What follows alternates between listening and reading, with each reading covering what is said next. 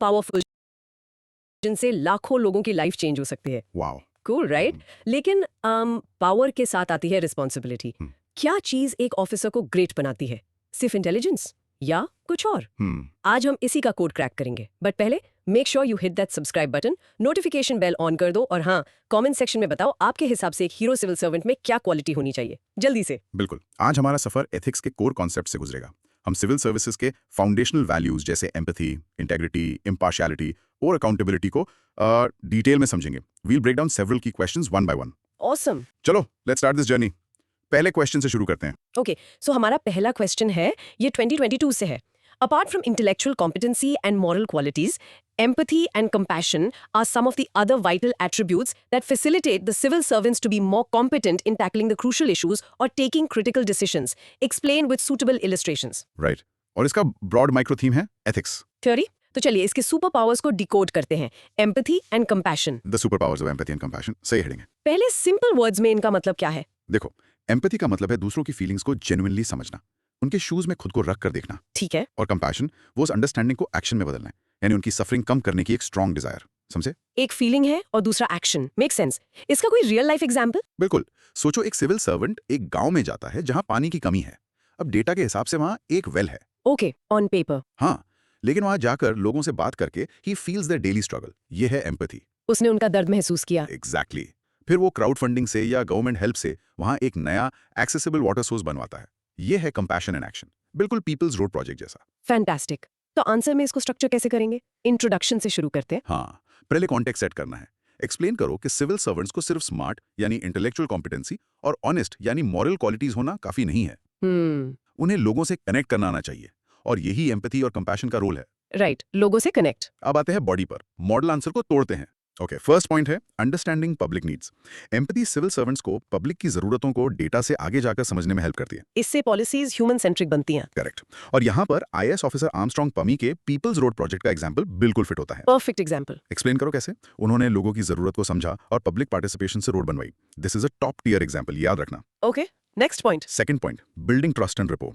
जब लोग देखते हैं कि ऑफिसर उनकी परवाह करता है, मतलब कंपैशन दिखाता है, तो ट्रस्ट बिल्ड होता है और इससे गवर्नेंस स्मूथ हो जाती है। बिल्कुल। इसके लिए केरला पुलिस का जना मैत्री सुरक्षा प्रोजेक्ट मेंशन करना है। Police as a friend, not just a force. कितना कूल कॉन्सेप्ट है ना? बहुत। और थर्ड पॉइंट है एनहांसिंग डिसीजन मेकिंग।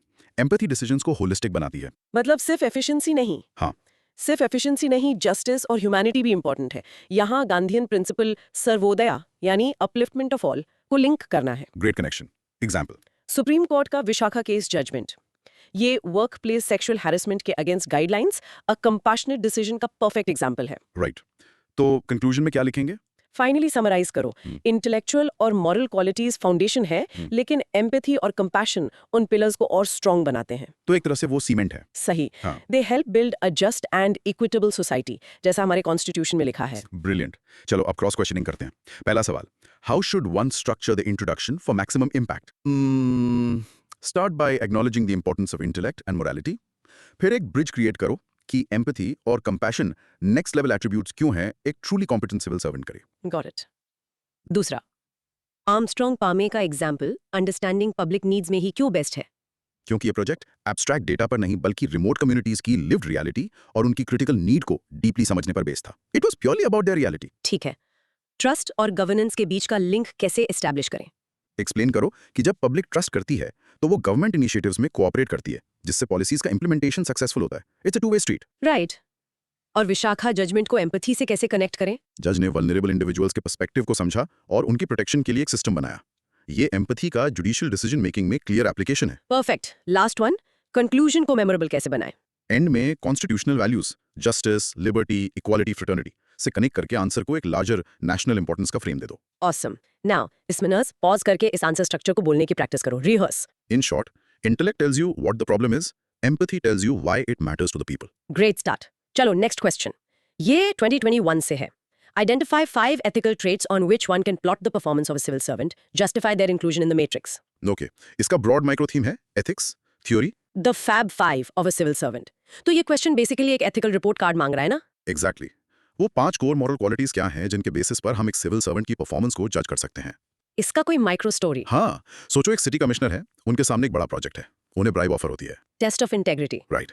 उन्हें प्रोजेक्ट के एनवायरमेंटल इम्पैक्ट की रिपोर्ट पब्लिक करनी है, टेस्ट ऑफ अकाउंटेबिलिटी, बिल्कुल। और उन्हें इंश्योर करना है कि प्रोजेक्ट से डिस्प्लेस हो रहे लोगों को प्रॉपर हेल्प मिले, test of compassion. These are the real life tests. Correct. तो चलो इसको डिटेल में डिस्कस करते हैं। इंट्रोडक्शन में क्या आएगा? We should probably start by explaining कि ये एथिकल ट्रेड्स एक मॉरल कॉम्पस की तरह काम करते हैं। परफेक्ट। ये ट्रेड्स इंश्योर करते हैं कि गवर्नेंस फेयर और जस्ट हो। अब आते हैं बॉडी पर, उन 5 ट्रेड्स पर। Trait number 1 integrity and honesty, ये सबसे इंपॉर्टेंट है, इट्स द बेडरॉक। और इसका जस्टिफिकेशन। इसको एरिस्टोटल की वर्चू एथिक्स से कनेक्ट करो। इंटेग्रिटी से मॉरल स्ट्रेंथ, ट्रूथफुलनेस और इंपार्शियलिटी आती है। एग्जांपल्स। जरूर, अशोक खेम का मॉरल स्ट्रेंथ के लिए, सेंट्रल विजिलेंस कमीशन ट्रूथफुलनेस के लिए और जस्टिस के चंद्रू इंपार्शियलिटी के लिए। हर सब पॉइंट का एक एग्जाम्पल ध्यान रखना। ग्रेट। ट्रेट नंबर 2, अकाउंटेबिलिटी, अपने एक्शंस की रिस्पॉन्सिबिलिटी लेना। इसे कैसे जस्टिफाई करेंगे? इसे लॉ के सोशल कॉन्ट्रैक्ट से लिंक करो। पावर एक पब्लिक ट्रस्ट है और उसके लिए सिविल सर्वेंट्स आंसरेबल हैं। और examples. Right to information act transparency के लिए, टीएन सेशन रिस्पॉन्सिबिलिटी के लिए और लोका युक्ता आंसरेबिलिटी के लिए। Okay. Trait 3, compassion and empathy, a citizen first approach. Justification. इसे बुद्धिस्ट एथिक्स से कनेक्ट करूं। गवर्नेंस सिर्फ रूल्स के बारे में नहीं, लोगों की वेलफेयर के बारे में भी है। Examples for this. Kerala government's flood response for sensitivity, Armstrong Pame for empathy और national food security act for kindness. Question में 5 ट्रेट्स हैं, यहाँ हमने 3 डिटेल में किए हैं, बाकी 2। राइट। तो हम मेंशन करेंगे कि इन 3 के अलावा 2 और क्रिटिकल ट्रेट्स हैं। चौथा है objectivity, making decisions based on facts, not feelings और बायस। करेक्ट। इसका जस्टिफिकेशन है कि ये फेयरनेस इंश्योर करता है and prevents favouritism. Example, UPSC का मेरिट बेस्ड सिलेक्शन प्रोसेस। और 5वां, करेज ऑफ कन्विक्शन, सही चीज के लिए स्टैंड लेना इवन अंडर प्रेशर। इसका जस्टिफिकेशन। ये पॉलिटिकल प्रेशर और करप्शन को रेजिस्ट करने के लिए जरूरी है। Example, Satyendra Dubey, a whistle blower who exposed corruption. Fantastic. और कंक्लूजन। समराइज करके बताओ कि ये 5 ट्रेट्स मिलकर एक ऐसे सिविल सर्वेंट का फ्रेमवर्क बनाते हैं जो ना सिर्फ एफिशिएंट है बल्कि पब्लिक ट्रस्ट भी अर्न करता है और नेशनल डेवलपमेंट में कंट्रीब्यूट करता है। Perfect. Time for cross questioning.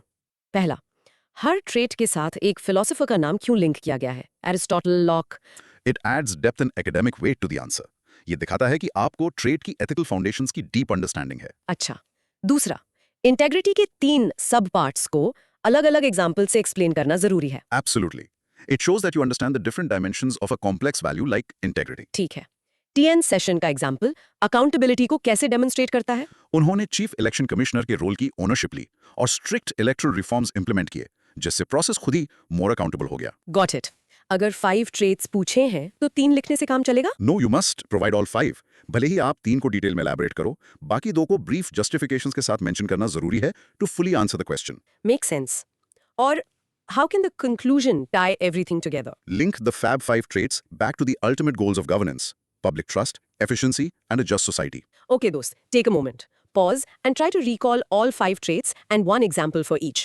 Practice saying it out loud. In short, these 5 traits are the essential software for a civil servant's hardware of knowledge and skills. Ready for the next one? ये थोड़ा लंबा है। Question है 2021 से। Identify 10 essential values that are needed to be an effective public servant. Describe the ways and means to prevent non-ethical behavior in the public servants. बिल्कुल। इसका broad micro theme है ethics, theory. The 10 commandments of public service and the 4 shields of ethics. काफी heavy लग रहा है। हाँ है थोड़ा। ये एक 2 पार्ट क्वेश्चन है। पहले 10 जरूरी वैल्यूज बतानी है, फिर नॉन एथिकल बिहेवियर को रोकने के 4 तरीके बताने। Okay. कोई माइक्रो स्टोरी इसके लिए? हाँ, सोचो एक नया ऑफिसर ज्वाइन करता है। वो ऑनेस्ट है यानी इंटेग्रिटी, अपने काम की जिम्मेदारी लेता है यानी अकाउंटेबिलिटी, और सबको फेयर ट्रीट करता है यानी ऑब्जेक्टिविटी। ठीक है, a good start. लेकिन उसके डिपार्टमेंट में करप्शन है। अब सिस्टम उसे कैसे प्रोटेक्ट करेगा? यहाँ आते हैं shields. करेक्ट। एक clear code of conduct, whistle blower protection, regular ethics training और एक इंडिपेंडेंट इन्वेस्टिगेशन बॉडी जैसे लोकपाल, ये हैं वो शील्ड्स। चलो इसको ब्रेक डाउन करते हैं। इंट्रोडक्शन में क्या होगा? Start by stating that values are the bedrock of public service. Ethical dilemmas तब आते हैं जो वैल्यूज क्लैश करती हैं।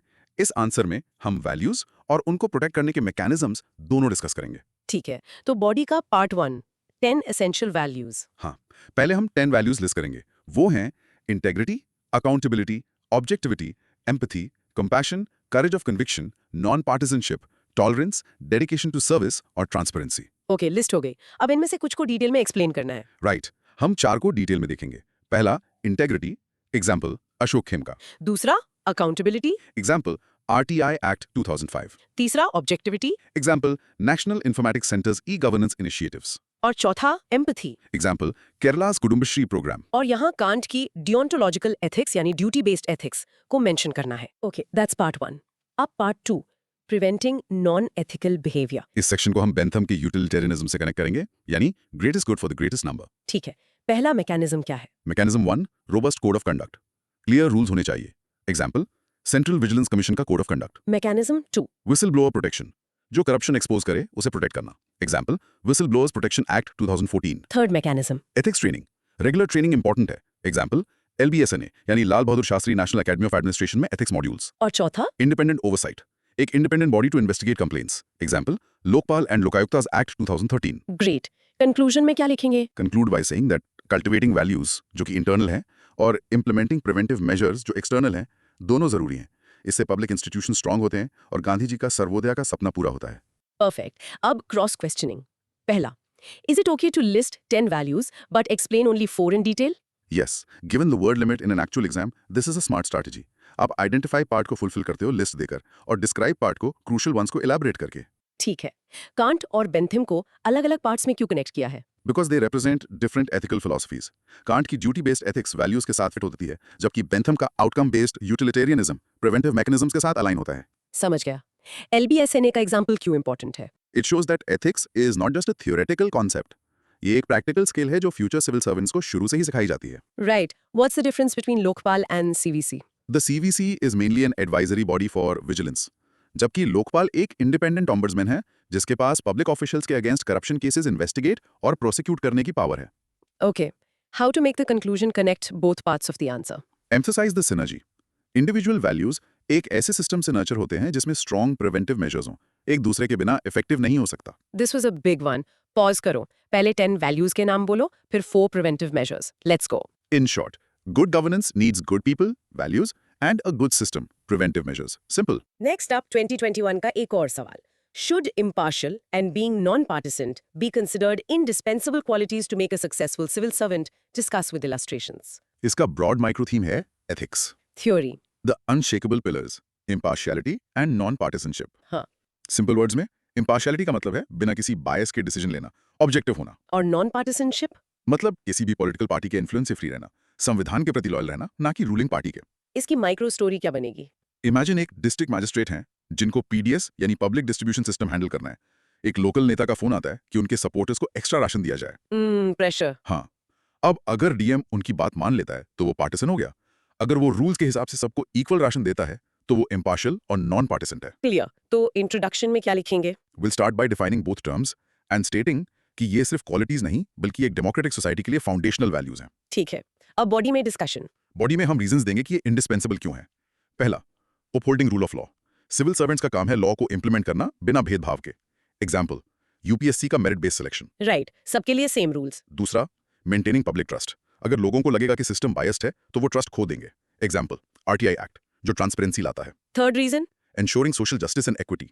एक ऑफिसर को मार्जिनलाइज्ड सेक्शंस का ध्यान रखना होता है। एग्जाम्पल, नेशनल हेल्थ मिशन जो सबको हेल्थ सर्विसेज प्रोवाइड करता है regardless of their background. And fourth, promoting democratic principles. Non partisanship जरूरी है फेयर इलेक्शंस और स्मूथ ट्रांसफर ऑफ पावर के लिए।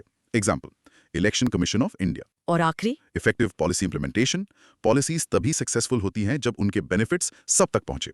एग्जाम्पल, नीति आयोग का objective policy formulation. Great conclusion. Conclude by saying कि इम्पार्शियलिटी और नॉन पार्टिजनशिप सिर्फ एथिकल आइडियल्स नहीं है बल्कि एक सिविल सर्वेंट की इफेक्टिवनेस के लिए प्रैक्टिकल नेसेसिटीज हैं, specially in a diverse and politically charged country like India. Let's do the cross questioning. पहला, इंडिस्पेंसिबल वर्ड पर फोकस कैसे करें? You justify it by showing कि इन वैल्यूज के बिना बाकी सब वैल्यूज जैसे इंटेग्रिटी या अकाउंटेबिलिटी का कोई मतलब नहीं रह जाता। ये कोर है। ओके। पीडीएस वाला एग्जांपल रूल ऑफ लॉ में फिट हो सकता है या सोशल जस्टिस में? दोनों में, but it fits better in social justice क्योंकि पीडीएस का मेन एम ही वल्नरेबल सेक्शंस को फूड सिक्योरिटी देना है। ठीक है। आज के सोशियो पॉलिटिकल कॉन्टेक्स्ट में इन वैल्यूज की रेलेवेंस कैसे हाईलाइट करें? मेंशन करो कि सोशल मीडिया पोलराइजेशन और फेक न्यूज के दौर में ऑब्जेक्टिव रहना पहले से ज्यादा चैलेंजिंग और जरूरी हो गया है। Good point.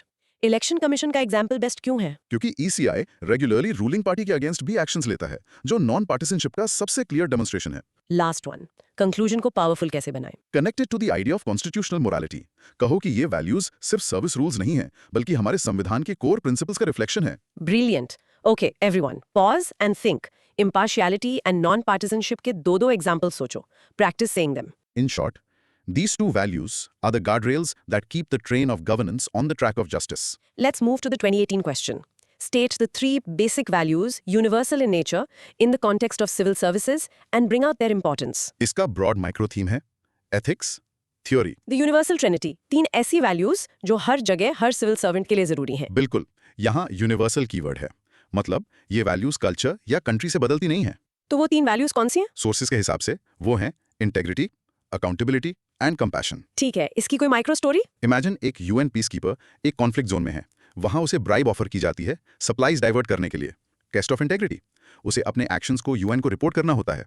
Test of accountability, और उसे लोकल लोगों की सफरिंग को देखकर उनकी मदद करनी होती है।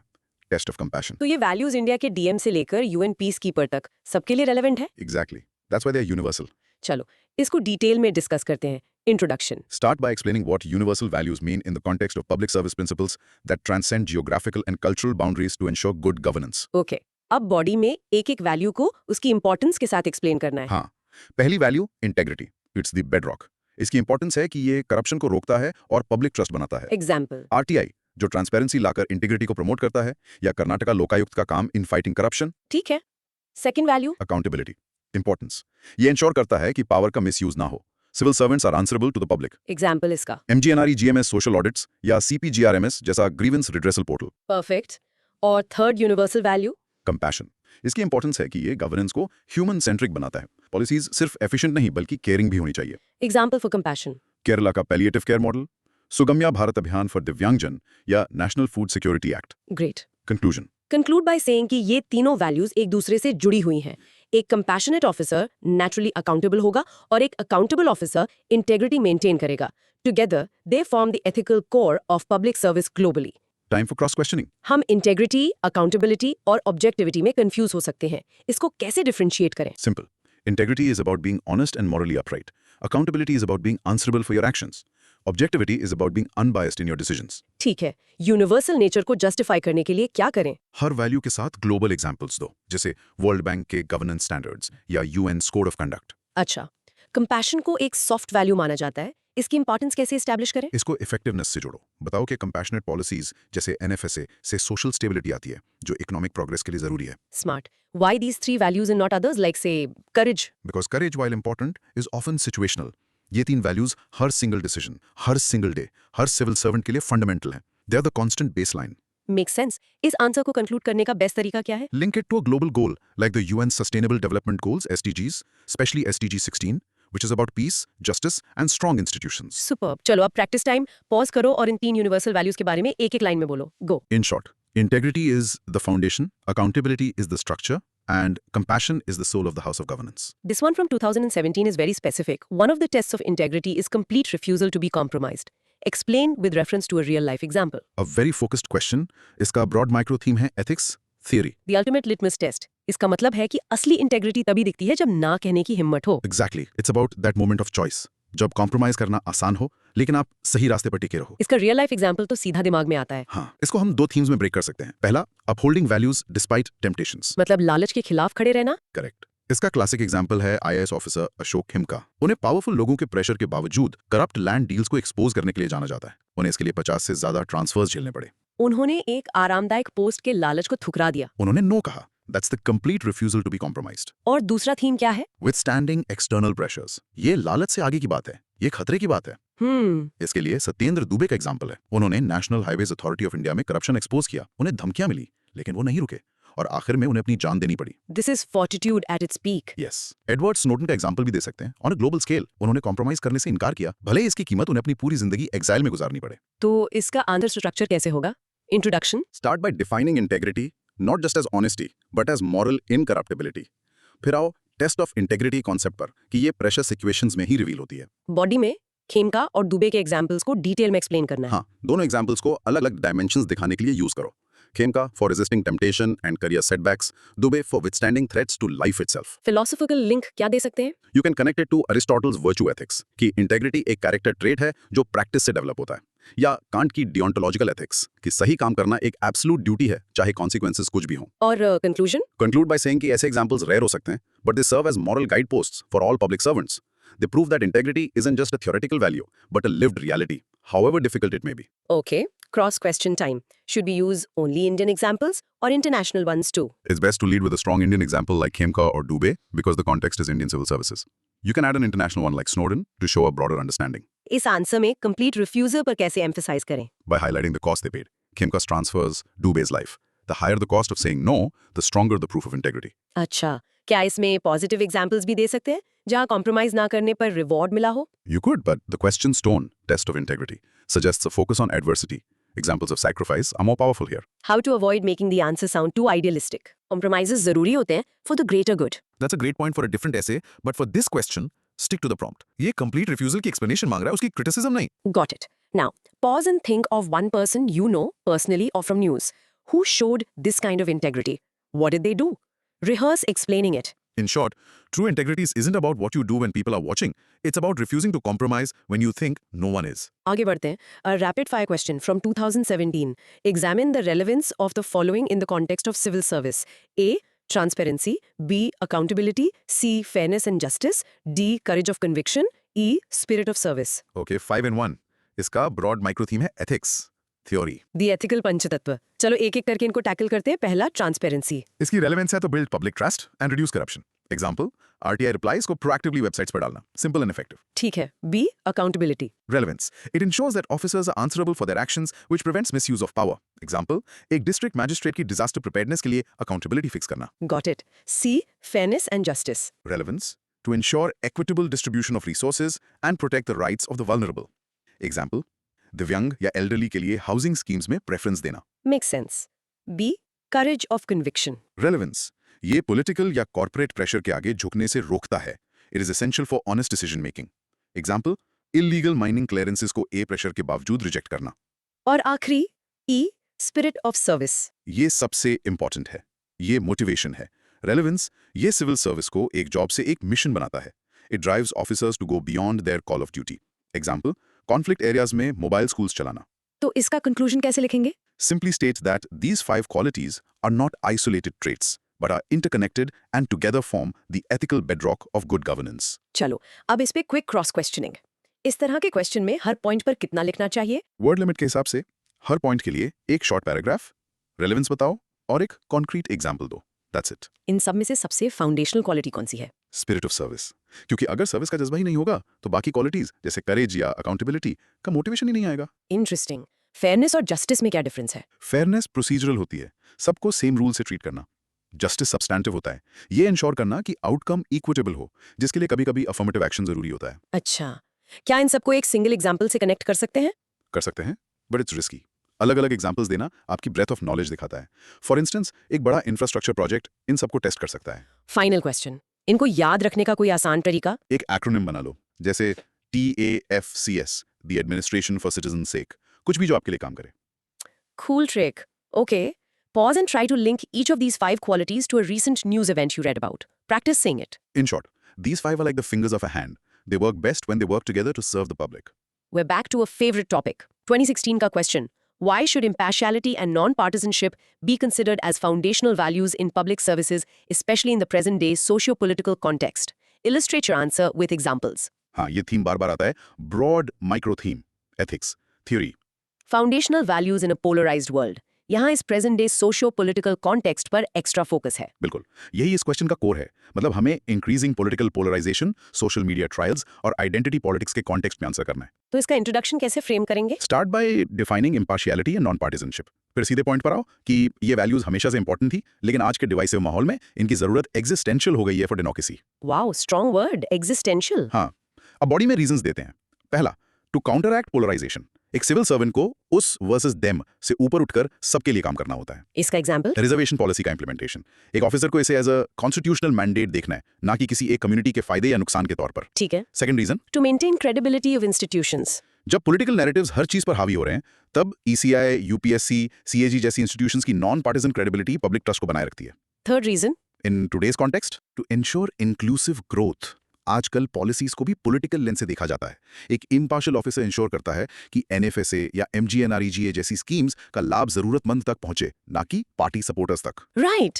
Any philosophical connect? हाँ, जॉन रॉल्स का थियोरी ऑफ जस्टिस. उनका वेल ऑफ इग्नोरेंस का कॉन्सेप्ट यही कहता है कि सबसे फेयर डिसीजंस तभी लिए जाते हैं जब आपको ये ना पता हो कि आप सोसाइटी में किस पोजीशन पर होंगे। यही इम्पार्शियलिटी का एसेंस है। Great link. और कंक्लूजन? Conclude by saying कि in the current climate, a civil servant's non-partisanship is the firewall that protects the constitution from the heat of daily politics. It's not just a value, but a constitutional duty. Superb. Cross questions. Socio political context को और कैसे elaborate कर सकते हैं? आप social media's role in creating echo chambers, the rise of identity-based politics, और 24/7 news cycle के pressure का जिक्र कर सकते हैं। इस आंसर में ईसीआई के अलावा और क्या एग्जांपल्स दे सकते हैं? आप जुडिशरी के लैंडमार्क जजमेंट्स का जिक्र कर सकते हैं जो एग्जीक्यूटिव ओवररीच को चेक करते हैं, या फिर सीवीसी जैसे बॉडीज का। How is this question different from the 2021 question on the same topic? The 2021 question was general. This 2016 question is specific. It asks why these values are foundational, especially now. तो यहाँ context पर ज़्यादा जोर देना है। ठीक है। एरिस्टोटल और रॉल्स दोनों को यूज कर सकते हैं? कर सकते हैं। Aristotle's golden mean for impartiality, avoiding extremes, और Rawls for justice. But एक भी यूज करोगे तो चलेगा। Rawls is more modern and fits the context better. Final question, इस आंसर को बैलेंस्ड कैसे रखें without taking any political side? कभी भी किसी स्पेसिफिक पॉलिटिकल पार्टी या लीडर का नाम मत लो। रूलिंग पार्टी या ऑपोजिशन जैसे जेनेरिक टर्म्स यूज करो। Focus on the principle, not the personalities. Excellent advice.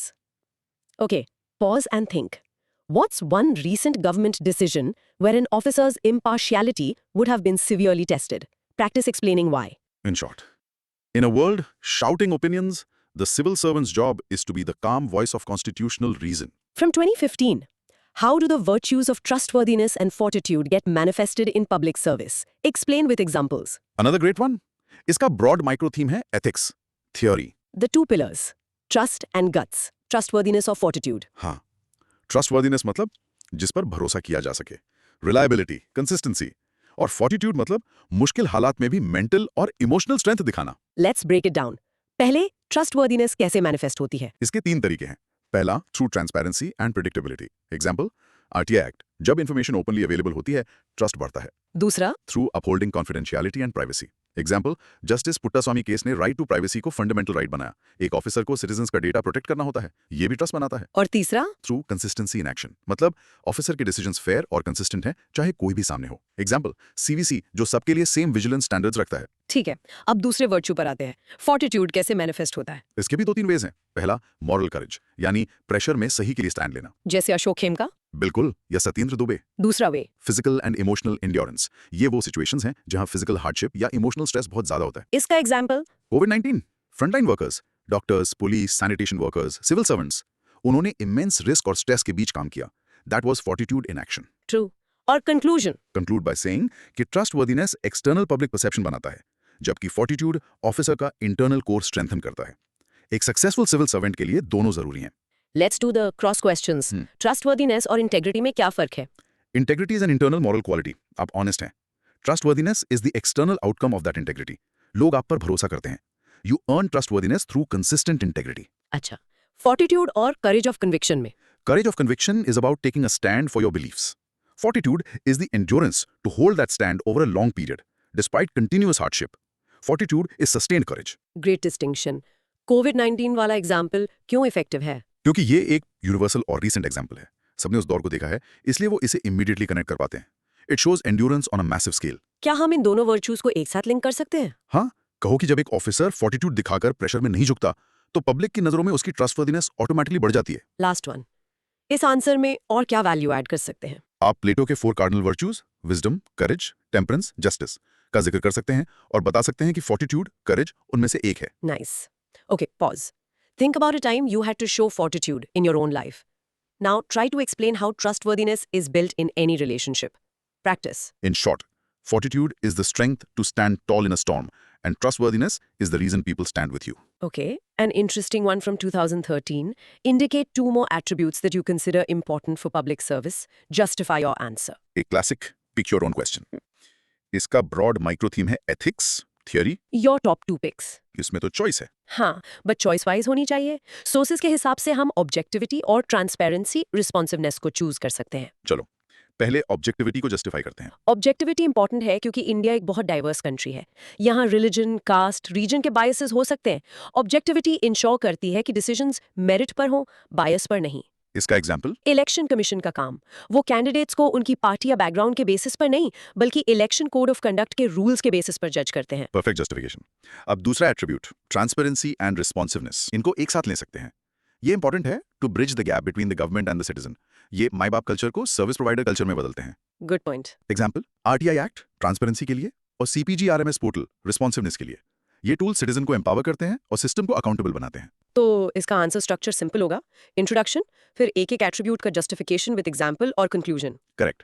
Conclusion में कहो कि जबकि इंटेग्रिटी जैसे वैल्यूज फाउंडेशनल हैं, ऑब्जेक्टिविटी और रिस्पॉन्सिवनेस जैसे attributes modern citizen centric governance के लिए क्रिटिकल टूल्स हैं। Cross questions, why not pick a more unique attribute like innovation?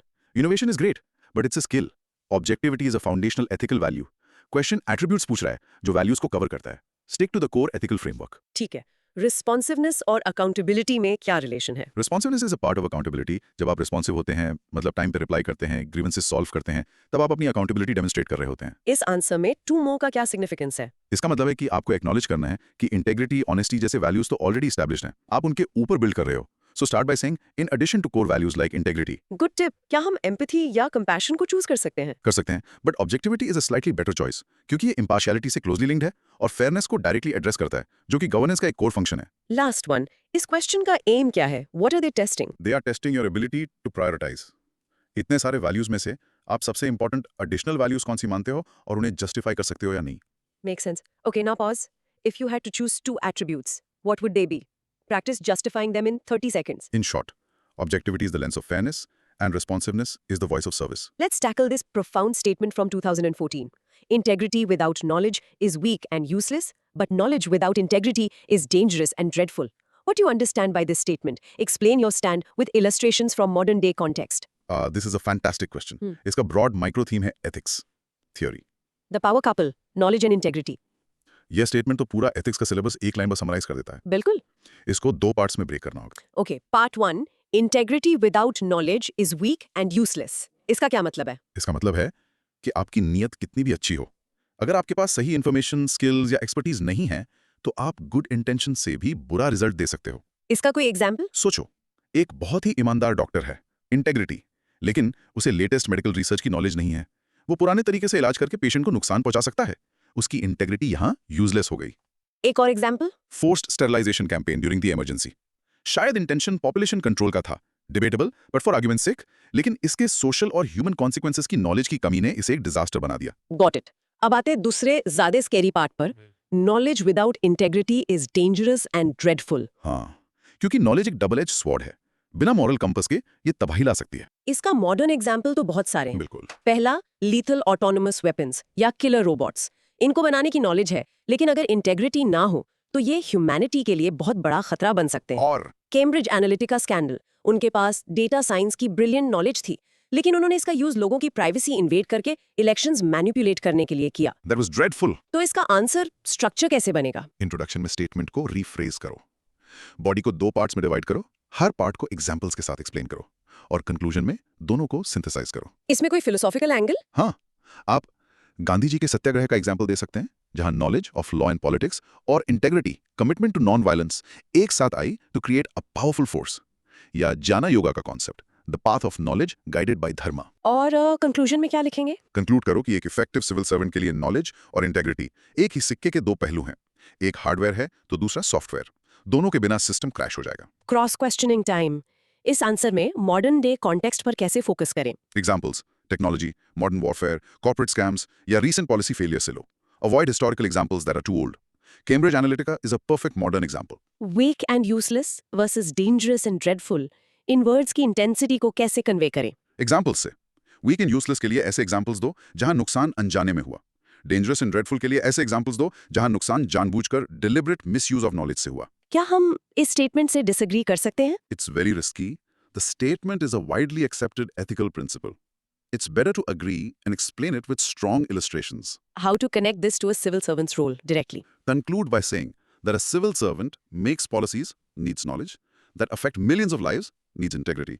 इसलिए उनके लिए ये बैलेंस सबसे ज्यादा जरूरी है। फाइनल वन, इस आंसर को मेमोरेबल बनाने के लिए कोई metaphor? The one I just used. Knowledge is the hardware, integrity is the operating system. Or knowledge is the car's engine, but integrity is the steering wheel. Love that. Okay, final practice cue. Pause and think of one example for each part of the statement from your own field of study or interest. Rehearse it. In short, knowledge gives you the power to act, but integrity tells you how to act right. Phew, what a session. हमने आज civil service ethics की दुनिया को properly explore किया. Broad micro theme था ethics, theory, और हमने देखा कि एक इफेक्टिव ऑफिसर बनना सिर्फ किताबी ज्ञान का खेल नहीं है. बिल्कुल. Let's do a super quick recap. हमने शुरू किया एम्पैथी और कंपैशन से, जो सिर्फ क्वालिटीज नहीं बल्कि गवर्नेंस के टूल्स हैं. राइट. फिर हमने 5 एसेंशियल ट्रेट्स और 10 कोर वैल्यूज आइडेंटिफाई किए. Integrity, accountability and objectivity are non negotiable. ये याद रखना. एब्सोल्युटली. हमने इम्पार्शियलिटी और नॉन पार्टिजनशिप को आज के पोलराइज्ड वर्ल्ड में फाउंडेशनल वैल्यूज के रूप में समझा. बहुत जरूरी. और फाइनली हमने देखा कि इंटेग्रिटी और नॉलेज दोनों एक दूसरे के बिना अधूरे हैं. Knowledge without integrity is dangerous. So here's something to think about. हमने इतने सारे रूल्स, वैल्यूज और सिस्टम्स की बात की, लेकिन जब कोई नहीं देख रहा हो तब एक ऑफिसर जो डिसीजन लेता है वही उसका असली कैरेक्टर टेस्ट है. How can we build a culture where doing the right thing becomes an instinct, not just a rule? थोड़ा सोच लो इस पे. आपके थॉट्स अमेजिंग हैं और हम उन्हें सुनना चाहते हैं. प्लीज कमेंट सेक्शन में अपने आइडियाज शेयर कीजिए. और हाँ, अगर ये डिस्कशन आपको वैल्यूबल लगा तो चैनल को सब्सक्राइब करना, इस वीडियो को लाइक करना और अपने दोस्तों के साथ शेयर करना मत भूलना. We'll be back with another deep analysis. Keep learning.